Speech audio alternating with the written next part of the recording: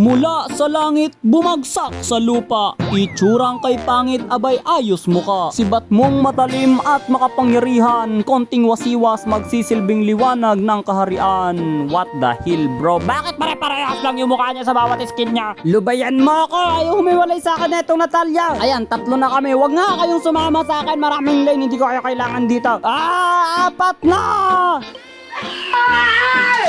Tama na! Tama na!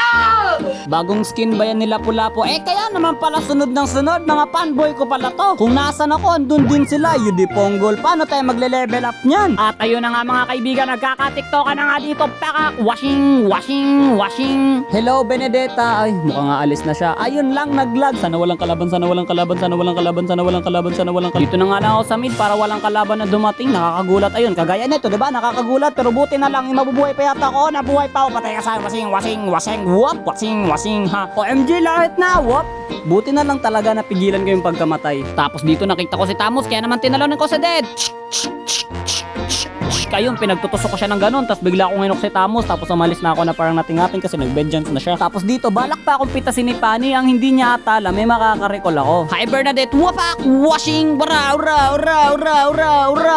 Pakak! Sabay alis na parang nothing happen. Aba, tumitipi yung Bixano. Washing! Ano, tipi-tipi ka pa. Isa ka pa, ano? Kaya mo ako? Oo nga, kaya mo ako. Nagkakagulo na naman kayo dyan. Jump! Nyoink!